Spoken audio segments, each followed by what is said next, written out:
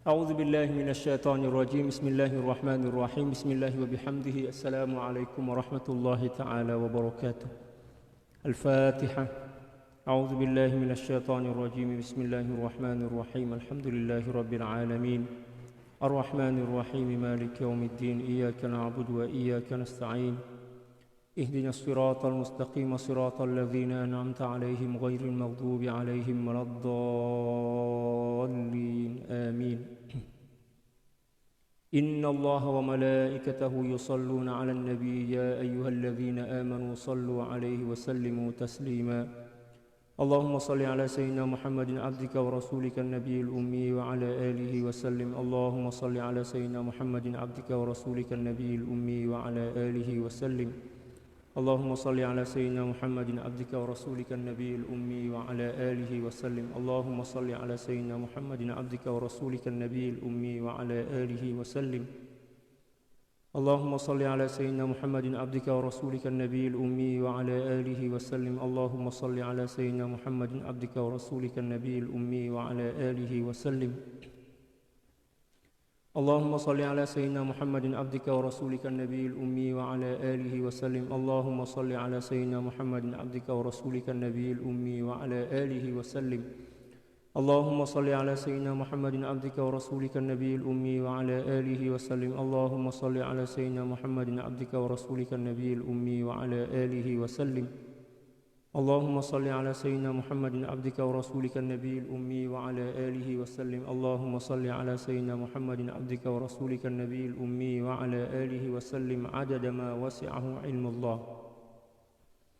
الحمد لله والصلاة والسلام على المبعوث رحمة للعالمين سيدنا محمد وعلى محمد صلى الله عليه وسلم. وأصلح أمة سيدنا محمد صلى الله عليه وسلم. وفرج عن أمة سيدنا محمد صلى الله عليه وسلم. وارحم أمة سيدنا محمد صلى الله عليه وسلم. وألف بين قلوب أمة سيدنا محمد صلى الله عليه وسلم لما تحب وترضاه. وافتح لنا فتوح العارفين بك بحق سيدنا محمد صلى الله عليه وسلم. سبحانك لا علم لنا إلا ما علمتنا إنك أنت العليم الحكيم. ولا حول ولا قوة إلا بالله العلي العظيم. رب اشرح لي صدري ويسر لي أمري واحلل عقدة من لساني يفقهوا قولي. وصلى الله على سيدنا محمد وعلى آله وصحبه وسلم. الحمد لله رب العالمين. Alhamdulillah, kembali berjumpa dengan saya Sultan Mujahidin dalam kajian tentang adab daripada kitab Al-Anwar fi Adabis Suhbati 'Indal Akhyar, karangan daripada Sayyidil Imam Abdul Wahhab Asy-Sya'rani radhiyallahu taala anhu wa ardhah. Pada perjumpaan kali ini kita telah pun sampai pada muka surat 151. Qala radhiyallahu taala anhu wa nafa'ana Allahu bi'ulumihi wa ulumi syuyukhihi wa syuyukhina wa jami' awliya'illahi salihin fid dharain. Allahumma amin.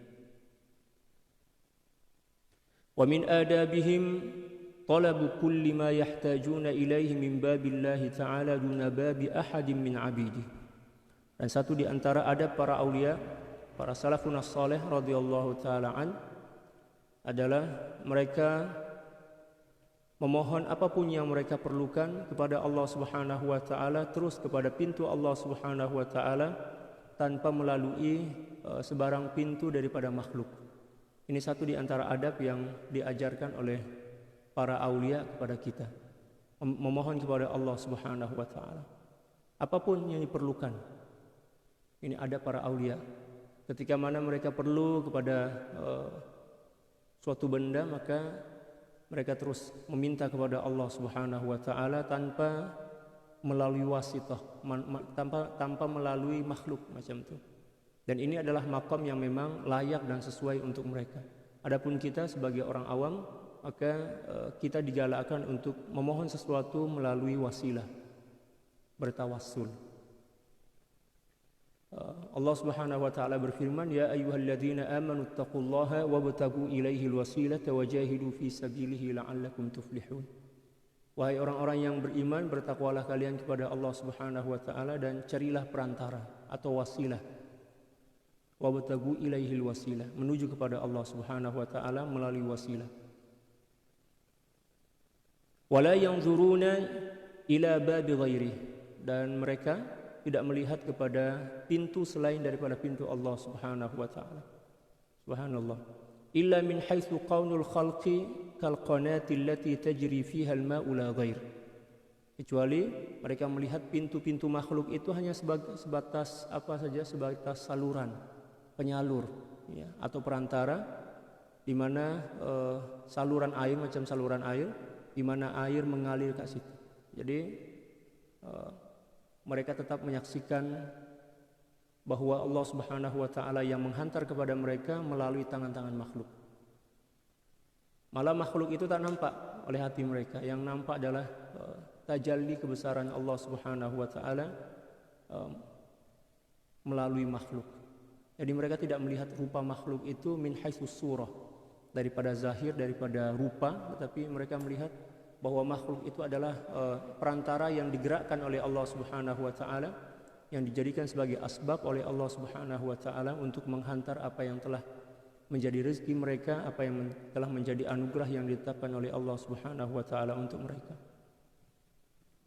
Fal fadlu liman ajral ma'a fil qanah. Maka kemuliaan adalah milik zat yang mengalirkan air di saluran itu. Maknanya pada hakikatnya kemuliaan dan anugerah itu adalah milik Allah Subhanahu wa taala. Ya. Adapun sungai, macam sungai kan, ada seorang yang mempunyai ladang misal, mempunyai ladang atau sawah, dan untuk mengalirkan air dari sumber air dia buat saluran air kecil itu kan, dia yang mengalirkannya. Maknanya yang perlu kita berterima kasih kepada dia adalah pemilik sawah, bukan kepada parit, bukan kepada saluran air itu, karena saluran air ini hanya sebagai wasilah, manakala yang membuat saluran air itu dan mengalirkan air daripada atas adalah sang petani, macam itu. Fal fadlu liman ajra al-ma'a fil qanati la lil qanat allati tajri fiha al-ma'. Ya. Maka kemuliaan dan keagungan itu milik orang yang memiliki saluran air itu, bukan milik saluran air. Wa min kalami Sayyidi Abdul Qadir Al-Jili radhiyallahu taala an, dan di antara nasihat ataupun kalam Sayyidi Syekh Abdul Qadir Al-Jili, terkadang Sayyidi Syekh Abdul Qadir Al-Jili ini dipanggil Sayyidi Syekh Abdul Qadir Al-Jailani ataupun Al-Jili, sama aja sebenarnya. Ta'ala ya akhi, kemarilah wahai saudaraku. Ta'ama ya akhi, maknanya tutuplah mata kalian wahai saudaraku, anil jihati hatta hala talabika hajatan min rabbik, ketika mana engkau memohon sesuatu kepada Tuhanmu, kepada Allah Subhanahu wa taala. Apa yang dimaksud ta'ama? Ta'ama maknanya tutuplah matamu memandang kepada jihad. Jihad ini bukan setakat yang dimaksud jihad selatan, barat dan lain sebagainya. Jihad maksudnya adalah makhluk. Mohonlah terus kepada Allah Subhanahu wa taala dalam keadaan fana. Contoh kalau kita bahas tentang istilah fana. Jadi para aulia ini ketika mana meminta sesuatu kepada Allah Subhanahu wa taala, apa yang mereka perlukan, setelah mereka yakin bahwa apa yang mereka perlukan itu mampu dan boleh menghantarkan mereka semakin dekat kepada Allah Subhanahu wa taala, maka tidaklah mereka meminta sesuatu kepada Allah Subhanahu wa taala kecuali mereka memintanya dalam keadaan fana. Fana maknanya tak memandang kepada makhluk. Mereka hanya memandang kepada Allah Subhanahu wa taala melalui kebersihan dan kejernihan jiwa mereka. Ta'ama ya akhi anil jihati hatta hala talabika hajatan min rabbik. Yaftah laka atau yuftah laka babu fadlih. Maka niscaya akan dibukakan kepadamu pintu anugerah Allah Subhanahu wa taala. Ya, yang dibukakan adalah pintu anugerah.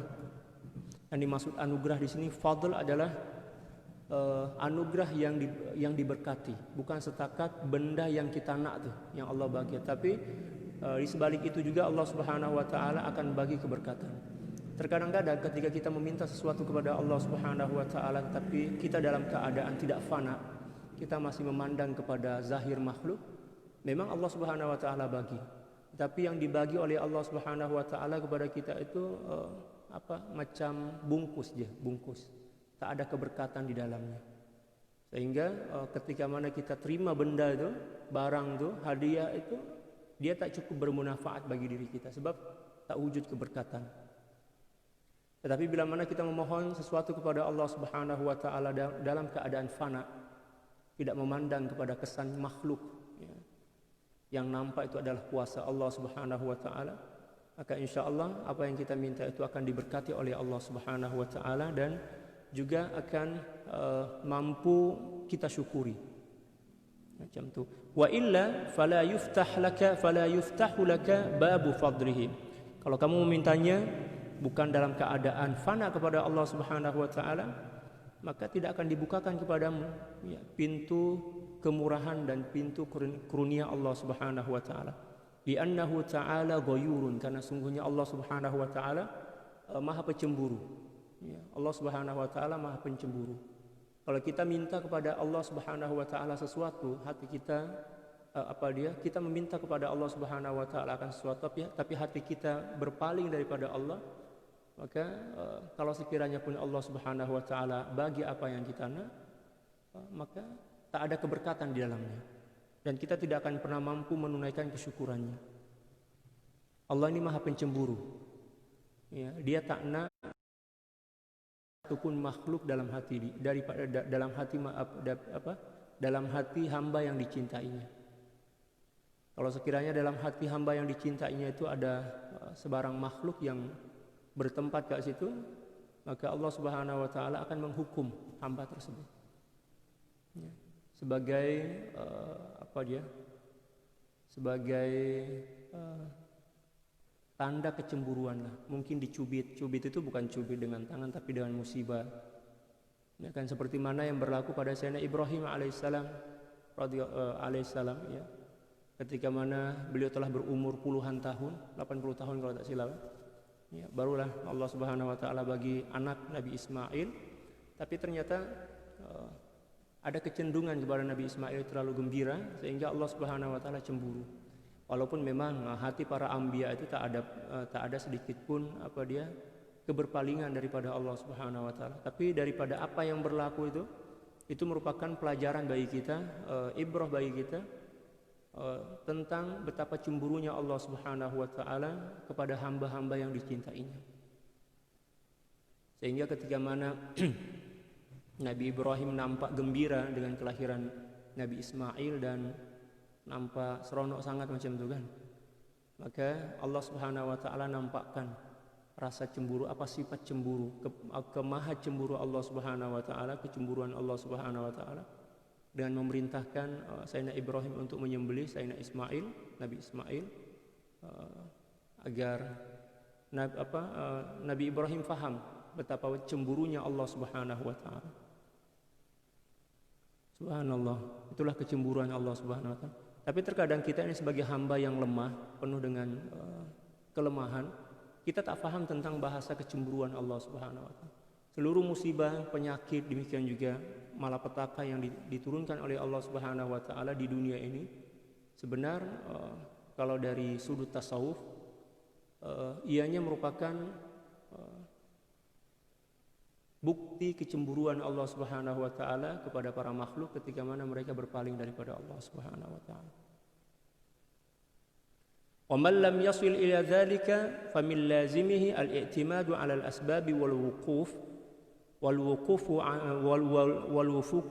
wuqufu ma'aha.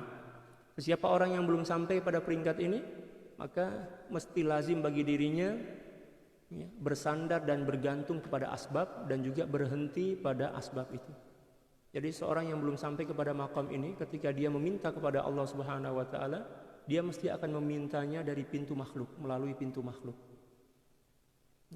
Dia akan nampak seolah-olah makhluk itu mempunyai kuasa, mempunyai pengaruh atau kesan terhadap apapun yang mereka minta. Allahu akbar.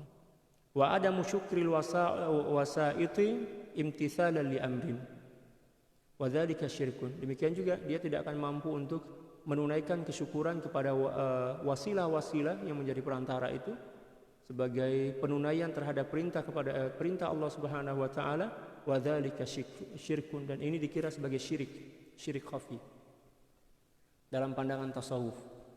kita meminta kepada Allah Subhanahu wa taala tapi melalui pintu makhluk. Misal katalah, dan kita nampak kewujudan makhluk itu, apatah lagi seolah-olah makhluk itu kita rasa mempunyai kesan terhadap apa yang kita diberi oleh Allah Subhanahu wa taala, seolah-olahnya ada campur tangan daripada makhluk, maka itu dikira sebagai syirik khafi. Ya, dikira sebagai syirik khafi dalam pandangan ulama tasawuf.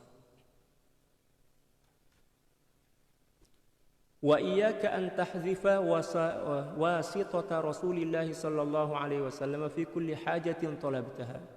Maka hati-hatilah kamu agar kamu tidak membuang atau menafikan wasitah, perantara, yaitu baginda sallallahu alaihi wasallam ketika engkau memohon sesuatu kepada Allah Subhanahu wa taala. Wasitah atau tawassul yang terbaik ketika mana kita meminta sesuatu kepada Allah Subhanahu wa taala agar hati kita dijaga, demikian juga benda yang kita nak, yang kita minta kepada Allah Subhanahu wa taala itu dibagi kepada kita dengan penuh keberkatan. Kita akan jadikan baginda sallallahu alaihi wasallam sebagai wasitah, sebagai wasilah. Ya, dan itu adalah suatu perintah dalam Al-Qur'an. Sebagian para ulama ketika mana menafsirkan firman Allah Subhanahu wa taala, hafizu 'alas sholawati was sholatil wusta, kata mereka yang dimaksud dengan as-sholatul wusta itu adalah baginda sallallahu alaihi wasallam. Ya, karena memang beliau adalah perantara antara Allah Subhanahu wa taala dengan makhluk. Apapun yang kita minta, jadikan baginda sallallahu alaihi wasallam sebagai wasitah atau sebagai sebagai perantara, bertawassul dengan baginda sallallahu alaihi wasallam. Dan ini merupakan adab sebenarnya, adab yang telah diwariskan oleh para ulama, para aulia kepada kita. Fa inna dzalika min su'il adabi ma'ahu, karena sesungguhnya tidak menjadikan baginda sallallahu alaihi wasallam sebagai wasitah, sebagai tempat bertawassul, perantara, dikira sebagai su'ul adab. Su'ul adab. Kita tengok dalam sejarah, Sayyidina Adam alaihissalam ketika mana memohon pengampunan daripada Allah Subhanahu wa taala, beliau bertawassul dengan baginda sallallahu alaihi wasallam. Beliau memohon kepada Allah, ya Allah ampunilah dosa-dosaku, saya memohon pengampunan daripadamu berkat Nabi Muhammad yang namanya engkau tulis di atas tiang arsy. Ya kan? Allahu Akbar. Malah ada juga yang mengatakan bahwa ketika mana Nabi Adam menikah dengan Siti Hawa, yang satu di antara mahar pernikahan beliau ada baginda Nabi Adam itu adalah salawat ke atas baginda sallallahu alaihi wasallam. Ini menunjukkan betapa mulia dan agungnya kedudukan baginda sallallahu alaihi wasallam sebagai wasitah atau sebagai perantara antara makhluk dengan Allah Subhanahu wa taala. Wa takunu idzaka mubtadi'an la muttabi'an fafham, sehinggalah engkau pada perkara itu dikira sebagai orang yang bid'ah. Jadi ternyata dalam pandangan Al-Imam Sya'rani radhiyallahu taala orang yang berdoa kepada Allah Subhanahu wa taala tanpa menjadikan baginda sallallahu alaihi wasallam sebagai wasitah, sebagai perantara atau bertawassul kepada baginda sallallahu alaihi wasallam, dia tak bertawassul kepada baginda sallallahu alaihi wasallam, itu dikira sebagai perkara yang bid'ah. Dikira sebagai perkara yang bid'ah. Sebab memanglah baginda sallallahu alaihi wasallam diutus sebagai perantara kan, sebagai wasitah, rasul, utusan. Jadi kita kena bertawassul kepada baginda sallallahu alaihi wasallam. Itu dalam pahaman akidah ahli sunnah wal jamaah. Adapun akidah Wahabi atau Salafiyah, dia orang tak benarkan kita untuk bertawassul atau untuk berwasilah. Malah dia orang cakap itu adalah perkara yang syirik. Kalau kita tawassul itu adalah perintah, sesuatu yang memang digalakkan oleh agama kita. Seperti mana yang saya sebutkan ayat dia tadi, ya ayyuhalladzina amanu taqullaha wabtagu ilaihil wasilah wajahidu fi sabilihi la'allakum tuflihun. Itulah perbezaan di antara perbezaan kita dengan pahaman Wahabi. Wa min adabihim, dan di antara adab para aulia salafun as-salih radhiyallahu taala anhum, idza kanu yaqra'una al-Qur'ana al-Karima aw al-hadits asy-syarifa wa aradu an yukallimu insanan fi hajatin fala yukallimunahu hatta yasta'dhinu Allah ta'ala wa rasulahu biqalbihim wa lisanihim ay yukallimu dhalika al-insan. Dan satu di antara adab para salafun saleh, para aulia, idza kanu yaqra'una al-Qur'an al-Karim, bila mana mereka sedang membaca Al-Qur'an ataupun membaca hadis baginda sallallahu alaihi wasallam dan mereka ingin bercakap dengan seseorang berkenaan dengan satu hajat ataupun keperluan, fala yukallimuna hatta yasta'dhinullaha wa rasulahu biqalbihi wa lisanihi, maka tidaklah mereka berbicara dengan orang tersebut kecuali setelah meminta izin kepada Allah. Demikian juga meminta izin kepada baginda sallallahu alaihi wasallam dengan hati mereka. Misal, saya sedang membaca Al-Qur'an, tiba-tiba ada orang yang bertanya, Ustaz Sultan, ya, letak surau kat mana? Saya membaca apa dia? Atau mungkin saya di atas kereta sedang membaca Al-Quran, tiba-tiba ada orang yang ketuk pintu kereta saya, lalu bertanya, surau kat sini, surau di sini kat mana? Ya. Sebelum saya menjawab soalan itu, sebab saya sedang membaca Al-Quran, maka saya kena minta izin dulu kepada Allah Subhanahu Wa Taala dengan hati saya. Ya Allah, mohon maaf, ya, saya minta izin, saya nak saya nak berhenti sekejap membaca Al-Quran ini, sebab saya nak jawab soalan daripada kawan saya. Itu di antara adab yang diajarkan oleh para aulia ketika mana kita sedang membaca Al-Quran. Jangan pula kita sedang membaca Al-Quran, ada orang yang bagi soalan kepada kita, terus kita jawab tanpa meminta izin kepada Allah Subhanahu Wa Taala dalam hati kita. Kita kena minta izin dulu, ya Allah, maafkan saya minta izin, saya nak jawab soalan kawan saya itu. Kalau sekiranya soalan itu adalah soalan yang penting. Tapi kalau soalan yang remeh-temeh, tak payah layan lah, ya, teruskan bacaan Al-Quran. Ini satu di antara adab yang tak ramai orang mengamalkannya. Malah terkadang-kadang yang kita nampak itu kan, ya, kat surau, kat masjid, sambil membaca Al-Quran, tangan kanan pegang Al-Quran, tangan kiri pegang handphone. Bismillahirrahmanirrahim. Itu memang su'ul adab, kurang ajar kepada Allah itu. Ya, hilang keberkatan hidup dia. Ya, letaklah dulu handset itu, letak dulu baca Quran lah. Makan, ya kan. Tapi memang kita kurang adab lah. Biqalbihi wa lisani, sama ada dengan dengan hati, demikian juga dengan lisan. Ayyukallimu dzalikal insan, dia minta izin sebab nak bincang, nak cakap dengan orang yang ajak dia cakap. Thumma idza ghafalu anil istizan, kemudian kalau sekiranya dia lupa, tak ingat minta izin kepada Allah dengan hati ataupun dengan lisannya, wa kallamu ahada, lalu kemudian dia terlanjur sembang atau bincang dengan seseorang ketika membaca Al-Quran, istaghfarullaha hatta yulqillahu ta'ala fi qalbihi annahu qabila istighfarah. Dia segera memohon ampun kepada Allah Subhanahu wa taala sampai tak putus-putus mohon ampun kepada Allah, ya Allah ampuni aku ya Allah, dan seterusnya sampailah Allah Subhanahu wa taala mencampakkan ke dalam hati dia tanda yang Allah Subhanahu wa taala telah menerima taubat dia. Subhanallah. Ada para aulia ini, patutlah kalam-kalam mereka masih lagi dijaga dan dipelihara oleh Allah Subhanahu wa taala walaupun dah beratus-ratus tahun kan. Sebab apa? Memang ilmu itu bersumber daripada adab dan akhlak mereka, bukan setakat cakapnya. Subhanallah. Wa qad waqa'a lisyekh Afdaluddin annahu kallama insanan wa huwa yaqra'u fil hadits qabla an yasta'zina an-nabiy sallallahu alaihi wasallam fastaghfarallaha ta'ala 70 marrah. Pernah suatu ketika dulu berlaku pada diri Sidi Syekh Afdaluddin. Sidi Syekh Afdaluddin ini adalah sahabat rapat kepada Sidi Syekh Abdul Wahhab Asy-Sya'rani. Beliau sedang Beliau sembang dengan seseorang manakala beliau sedang membaca Al-Quran, sambil bincang dengan orang macam itu. Ya. Membaca hadis, mohon maaf. Beliau sedang membaca hadis. Ya. Kemudian beliau jawablah soalan daripada orang tersebut tanpa meminta izin kepada baginda sallallahu alaihi wasallam dalam hati. Terus dia jawab kan. Ya. Selepas dia jawab barulah sadar, kenapa saya tak minta izin kepada baginda sallallahu alaihi wasallam. Ketika kita membaca hadis itu sebenarnya kita seolah-olahnya sedang bersemuka dengan baginda sallallahu alaihi wasallam.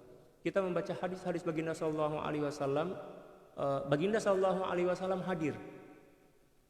Hadir bukan di hadapan kita macam hadirnya satu benda, tetapi hadir di alam arwah. Ya, di alam arwah beliau hadir. Ya. Maknanya beliau itu memandang kepada kita. Di mana-mana pun kita membaca hadis-hadis Baginda sallallahu alaihi wasallam, Baginda sallallahu alaihi wasallam akan memandang kepada kita, memperhatikan kita. Tengok, oh, ada orang yang baca hadis saya, macam itu. Nah, seolah-olahnya kita bersemuka dengan Baginda sallallahu alaihi wasallam kan.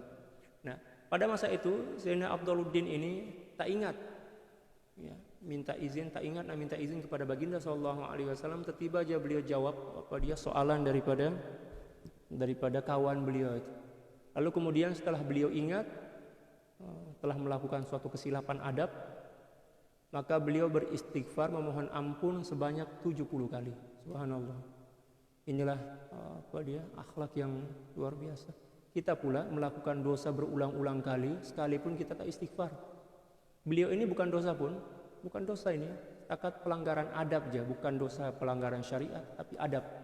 Tapi beliau beristighfar kepada Allah Subhanahu wa taala sebanyak 70 kali. Luar biasa. Ini tanda bahwa hati beliau itu cukup bersih. Seseorang yang mempunyai hati bersih, dia akan senantiasa merasa bahwa hati dia kotor. Sehingga kalau sekiranya melakukan satu kesilapan kecil aja, seolah-olah kesilapan yang beliau lakukan itu menggunung macam itu kan. Itu adalah orang yang hatinya bersih. Samalah kalau misal kata kita punya kawan, ya, atau kita sebagai tuan rumah lah, ya, kita pembersih, suka kebersihan. Cermin kaca itu walaupun nampak bersih, mengkilap kan, kita akan senantiasa bertanya-tanya, ada ke? Kita bertanya-tanya pada diri kita, betul ke bersih nih? Takut-takut ada debu walaupun sikit kan? Kita akan bersihkan selalu, nantiasa kita bersihkan. Demikian juga para aulia yang hati mereka bersih dan suci. Sekecil apapun pelanggaran yang mereka lakukan, seolah-olahnya ianya adalah merupakan pelanggaran atau dosa besar. Seperti yang berlaku pada Sayyidina Abduluddin radhiyallahu taala. Walaupun sebenarnya ini bukan dosa pelanggaran syariat, ianya adalah pelanggaran adab. Beliau beristighfar 70 kali. Dan beliau beristighfar itu bukan sambil-sambil, beristighfar sambil makan kacang goreng misal, bukan. Istighfar itu sambil menangis lah. Para aulia itu kalau mereka beristighfar memohon keampunan kepada Allah sambil menangis, bukan sambil cengengesan. Kalau bahasa Jawa cengengesan, cengar-cengir, maknanya sambil bergurau dan lain sebagainya. Memang sambil menangis. 70 kali beliau memohon keampunan kepada Allah Subhanahu wa taala, sebab menjawab soalan seseorang ketika mana beliau sedang membaca hadis dan tak ingat minta izin kepada Baginda sallallahu alaihi wasallam dengan hati beliau. Subhanallah. Wa min adabihim, dan di antara adab para aulia, la yastaghiluna halal azan bi syai'in adaban ma Allah taala. Ketika mana azan sedang dikumandangkan, mereka tidak sibuk dengan sesuatu apapun sebagai tanda menjaga adab kepada Allah Subhanahu wa taala. Kecuali bila mana kita sedang belajar atau mengajar. Kalau kita sedang belajar ataupun mengajar, kata para ulama, seperti mana juga dijelaskan oleh Al-Imam An-Nawawi dalam kitab At-Tibyan fi Adabi Hamalatil Quran, maka kita ada dua pilihan. Ya, sama ada kita teruskan pelajaran kita, apatah lagi sedang talaki tentang perkara-perkara yang penting, ya ada orang yang azan kan, maka boleh kita teruskan pelajaran kita, sebab belajar ini hukumnya fardu, hukumnya wajib, manakala menjawab azan itu hukumnya sunnah. Maknanya kita kena dahulukan yang sesuatu yang hukumnya fardu, yaitu belajar. Tapi kalau sekiranya yang kita lakukan itu membaca Al-Quran, kita sedang membaca Al-Quran tiba-tiba azan, maka kata para ulama berhenti sejenak, berhenti dulu, jawab azan. Tapi kalau kita sedang belajar, apatah lagi yang kita sedang pelajari itu adalah kitab-kitab penting, misal kitab tauhid, ya kan, tentang tauhid, yang mana kalau kita berhenti sejenak, sekejap, boleh takut ada tersalah paham lah tentang tauhid itu, maka kata para ulama teruskan belajar. Dan itu juga diamalkan oleh para guru-guru kami ketika mana belajar dulu ya, di Masjid Azhar itu kan, kalau udah masuk zuhur kita masih mengaji. Ya, kita sedang mengaji masuk zuhur, tapi pembahasan belum habis lagi. Ya, sambil menunggu iqamah, karena di sana agak lama iqamah itu, dalam 25 menit selepas azan. Kalau masa saya dulu, maknanya masih ada peluang nak habiskan pembahasan itu kan dalam 8 menit lah, maka syekh itu akan teruskan. Bila mana dah selesai dah, baru beliau tutup pengajian macam itu. Berbeza antara membaca Al-Quran dan belajar. Kalau membaca Al-Quran sunnah kan, manakala belajar ilmu ini hukumnya wajib. Thalabul ilmi faridatun ala kulli muslimin wa muslimah. Nah, ketika mana kita sedang membaca Al-Quran, belajar kitab dengan seorang syekh, ketika dia azan, tak mengapa kita tak jawab azan itu, kita teruskan belajar kita. Sebab membaca Al-Quran hukumnya belajar hukumnya wajib, manakala menjawab azan itu hukumnya sunnah. Itu dalam mazhab Syafi'i. Walaupun memang dalam mazhab yang lain, kalau tak silap mazhab Hanafi, dia orang ada pendapat bahwa kena berhenti juga dengar azan. Kalau kita mazhab Syafi'i, teruskan belajar itu sampai selesai. Lepas itu kalau sempat selepas belajar nanti, kita boleh mengulang jawaban daripada azan itu. Itu perbezaan pendapat antara mazhab Syafi'i dan mazhab yang lain. Wa qad haka ba'dhum an imra'atin min al-baghiyat annaha ru'iyat fi hay'atin hasanatin lamma tuwfiyat faqila laha kayfa dhalik faqalat adhina al-mu'adhdhinu marratan wa kunna fi ma la yanbaghi min raf'i as-sawt fa amartu rifqati bis-sukuti hatta faragha al-mu'adhdhinu faghafara Allahu lana bidzalik. Subhanallah. Diceritakan, dihikayatkan oleh sebagian para ulama tentang kisah seorang perempuan minal baghiyat. Minal baghiyat ini maknanya perempuan nakal, perempuan penghibur lah macam itu. Ya, penghibur itu baghiyat ini ya perempuan nakal lah macam itu. Annaha ru'yat, sesungguhnya dia ini dilihat dalam mimpi. Ya kan? Ada orang yang nampak dalam mimpi, tengok dalam mimpi, jumpa dalam mimpi, fi hayatin hasanah, setelah meninggal dunia, ya, dalam keadaan yang cantik, bersih, ya, bersih lah macam itu, bercahaya. Lamma tufiya, setelah beliau meninggal dunia kan. Faqila laha, lalu kemudian orang yang tengok dalam mimpi itu bertanya, kaifa dzalik? Macam mana boleh jadi macam ni? Ya, kata beliau, faqalat azinal muadzinu marratan, suatu masa dulu, ya, seorang muadzin sedang azan. Wa kunna fi ma la yanbaghi min rafi'is saut, dan pada masa itu kami berhimpun. Ya, beliau ceritalah, suatu saat saya atau kami sedang berhimpun, hura-hura macam itu, hura-hura, menyanyi, joget-joget, menari-nari macam itu kan, sambil biasalah, ya, wanita penghibur kan. Kemudian kebetulan pada masa itu bertepatan Tokbilal sedang azan. Lalu saya berkata kepada sahabat saya yang sedang menyanyi itu, berhenti dulu, berhenti, azan. Ya. Hatta faragal muadzin, sehinggalah muadzin selesai azan. Faghfarallahu lana bidzalik, maka dengan sebab itu Allah Subhanahu wa taala mengampunkan dosa-dosa kami. Subhanallah. Berkat azan kan. Ya, oleh sebab itu kita tak boleh meremehkan sekecil apapun daripada kebaikan. La tahtakiranna minal ma'rufi syai'a. Janganlah kamu menganggap remeh, merendahkan sekecil apapun daripada kebaikan. Boleh jadi kebaikan yang kecil itulah yang diterima oleh Allah Subhanahu wa taala, manakala kebaikan yang banyak itu tak cukup syarat untuk diterima oleh Allah Subhanahu wa taala. Wa min adabihim, dan diantara adab para aulia, idza waja'athum arjuluhum minal qurfusah la yamuddunaha hatta yasta'zinu Allah ta'ala. Kalau sekiranya mereka letih, lengu, sini orang panggil lengu, ya, disebabkan karena lama jongkok, biasalah jongkok, mungkin ada kerja macam itu, jongkok. Paham istilah jongkok? Duduk jongkok lah, duduk jongkok macam itu, ya. Dan kaki mereka ini lengu-lengu. Kalau dalam bahasa Indonesianya itu pegal-pegal macam itu. Mereka tidak berani menyelonjorkan, meluruskan kaki ke depan itu, luruskan kaki macam ni, ya kan? Hatta yasta'zinullah ta'ala, sehinggalah mereka meminta izin dulu kepada Allah. Ini adab. Nak luruskan kaki itu kena minta izin kepada Allah, sebab kita senantiasa berada di dalam pengawasan Allah kan, dalam pengawasan Allah. Kita minta izin dulu, ya Allah, dustur ya Allah. Dustur itu istilah dalam bahasa Mesir. Ya Allah, ya, minta izin. Saya nak lonjorkan kaki saya. Ya.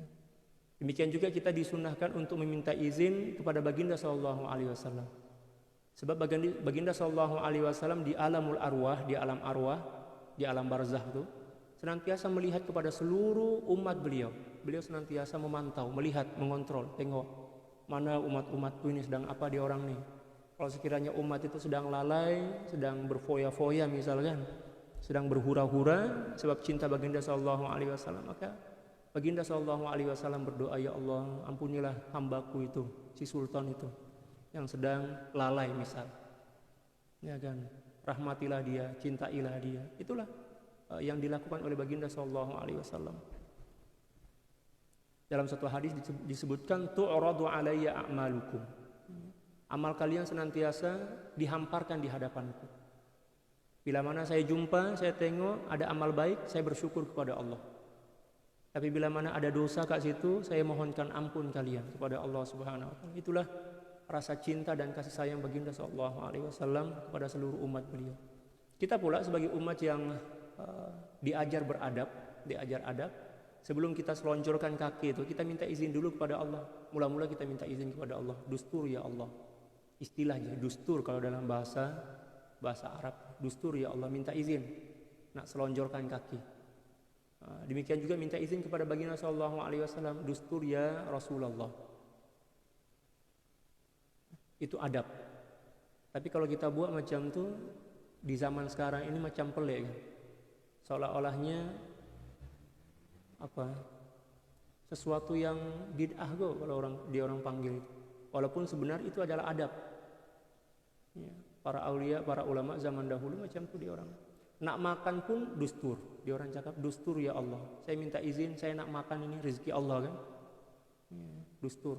Selepas membaca doa, membaca bismillah, dia orang cakap dustur ya Allah, minta izin saya nak makan. Allahu Akbar. Adab dia orang itu luar biasa. Wa kadzalikal hukmu fi maddiha nahwal madinati syarifah. Demikian juga ketika mana mereka berada di kota Madinah, nak luruskan kaki itu, dia minta izin kepada baginda sallallahu alaihi wasallam. Nak tidur pun macam tu, kita tidur kan kaki kita lurus kan. Kita selonjorkan, lonjor ya, macam itulah. Maka kita minta izin dulu kepada Allah. Ya, walaupun kita nak tidur. Itu adab.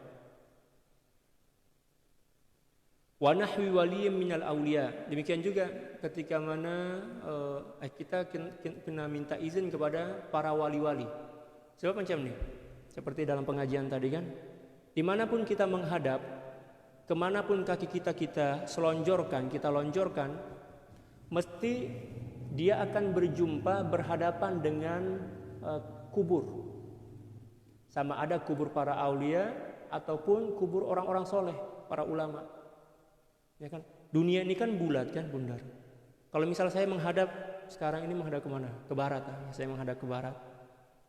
Ya, sepanjang arah barat itu, walaupun di muka saya ini tak ada makam para aulia, para nabi ataupun orang-orang soleh, para ulama yang nampak. Tetapi kalau kita teruskan langkah saya teruskan lurus ke sana, mesti ke ujung sana nanti, mana-mana tempat mesti akan jumpa dengan makam para aulia.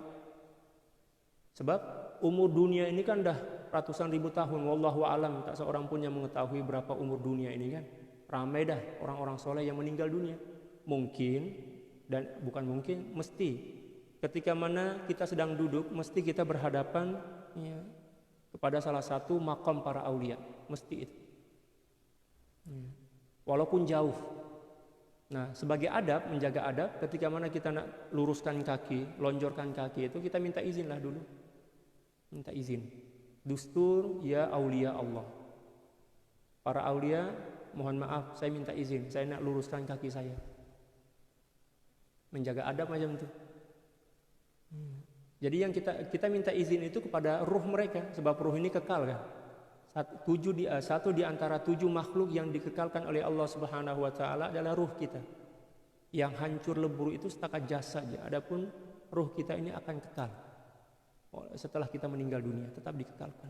Sama ada kekal dalam surga bagi kaum muslimin ataupun kekal dalam neraka bagi orang-orang kafir. Nauzubillah, tsumma nauzubillah min dzalik. La yamuddunaha hatta yasta'zinu an-nabiy sallallahu alaihi wasallam aw dzalikal wali. Mereka tidak berani menyelonjorkan atau meluruskan kaki mereka sehinggalah meminta izin kepada baginda sallallahu alaihi wasallam. Demikian juga wali, orang wali. Likulli dzalika li syuhudihim annahum biyadillah baina yadayillah. Yang menyebabkan mereka buat macam itu sebab mereka menyaksikan bahwa mereka senantiasa berada dalam pandangan Allah, dalam pengawasan Allah.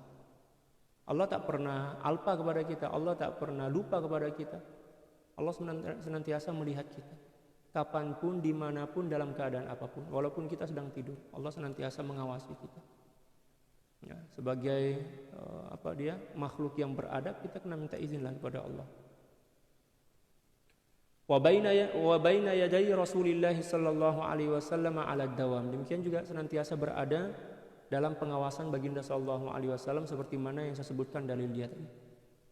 Sya'uru dzalika aw lam yash'uru. Sama ada dia orang sedar ke, perasaan ke atau tak perasaan. Tapi mesti Allah Subhanahu wa taala dan baginda sallallahu alaihi wasallam senantiasa mengontrol mereka, senantiasa mengawasi mereka seperti mana hadis-hadis yang telah disebutkan tadi. Wa illam yakun dzalika kashfan kana imanan. Kalau dia tak mampu menyaksikan itu secara kasyaf, penyingkapan tirai kerohanian, maka sekurang-kurangnya dengan keimanan, karena memang ada dalil dia kan, ada dalil dia.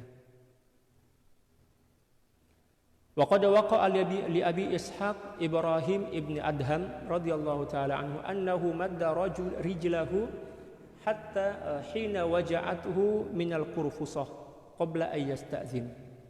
Pada suatu masa dulu telah berlaku suatu peristiwa pada diri Sayyidi Abi Ishaq Ibrahim ibn Adham. Beliau meluruskan kaki beliau, selonjorkan kaki macam itu sebab terlalu letih, lelah lah, duduk jongkok.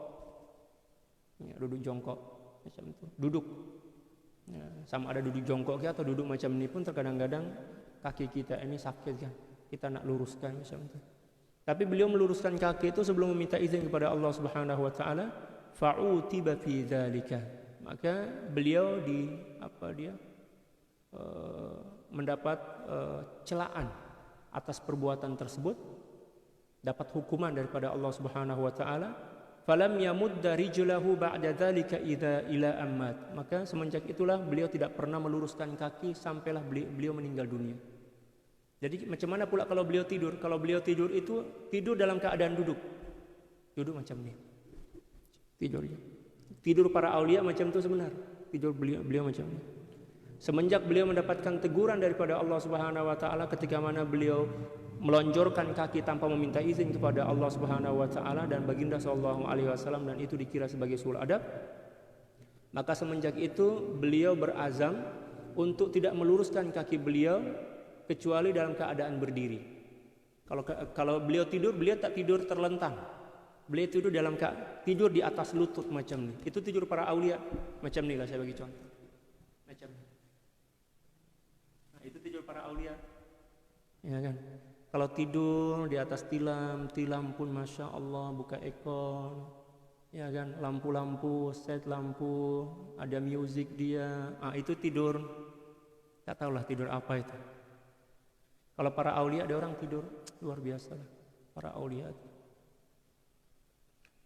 Sayyidil Imam Asy-Sya'rani radhiyallahu taala an, pengarang kitab ini, beliau pernah selama 7 tahun lebih belakang beliau ini tak pernah menyentuh tanah, tak pernah menyentuh lantai.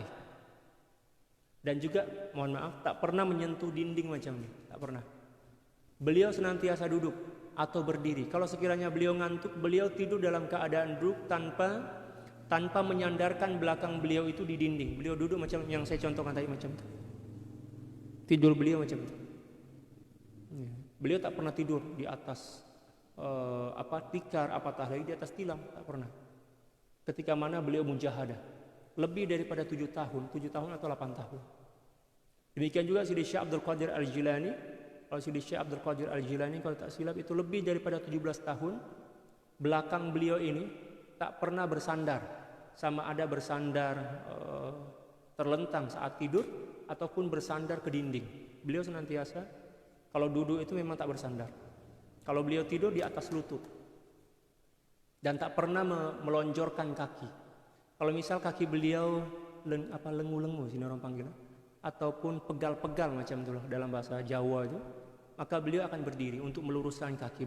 Beliau dalam keadaan berdiri, bukan melonjorkan kaki. Ya. Itulah mengapa beliau-beliau itu diangkat derajatnya oleh Allah Subhanahu wa taala menjadi wali-wali hebat, wali-wali kutub. Kalau kita ini Allah, macam mana jadi wali? Keinginan aja ada tapi tak ada usaha langsung.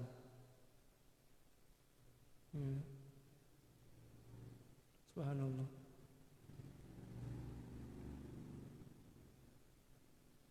Wa kadzalika waqa'a li Abi Muhammad Al-Jariri. Demikian juga perkara ini pernah berlaku pada diri Sayyidi Muhammad Abi Muhammad Al-Jariri. Annahu madda rijlahu qabla an yasta'zina. Suatu masa dulu ya, beliau lupa, tak ingat minta izin kepada Allah Subhanahu wa taala dan beliau melonjorkan kaki. Fa'utiba, maka beliau dicela, dapat teguran daripada Allah Subhanahu wa taala fi dzalika, sebab itu falam yamudda rijlahu ila ammad. Sampailah beliau tak pernah membentangkan ataupun melonjorkan kaki beliau sampai beliau meninggal dunia. Subhanallah. Adab luar biasa.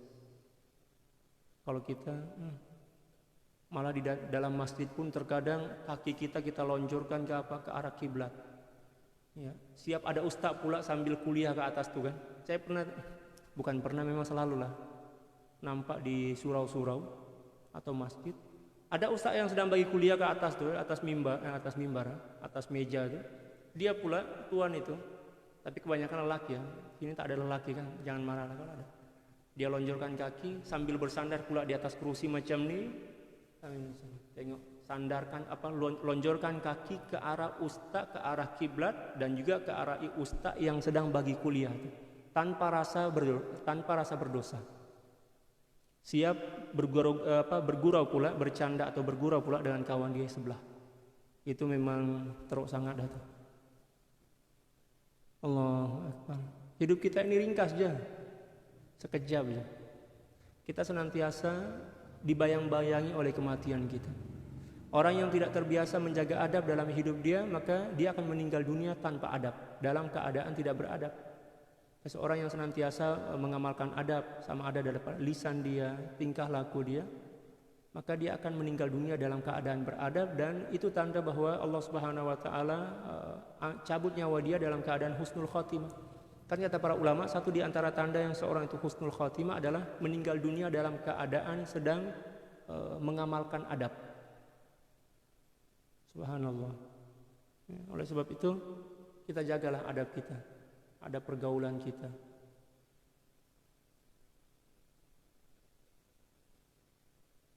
Allah, moga-mogalah Allah Subhanahu wa taala nantiasa bagi hidayah dan taufik kepada kita untuk memperbetulkan hati kita, membersihkan dan menyucikan jiwa kita, agar ketika mana kita kembali kepada Allah Subhanahu wa taala, kita kembali dalam keadaan jiwa kita tentram, selamat daripada penyakit-penyakit hati, dan dalam keadaan beradab, beribadah kepada Allah. Yauma la yanfa'u malu wala banun illa man atallaha biqalbin salim. Allahumma amin. Cukup sekian pengajian kita pada malam hari ini. Moga-moga kita boleh istiqomah dan boleh menghatamkan kitab ini.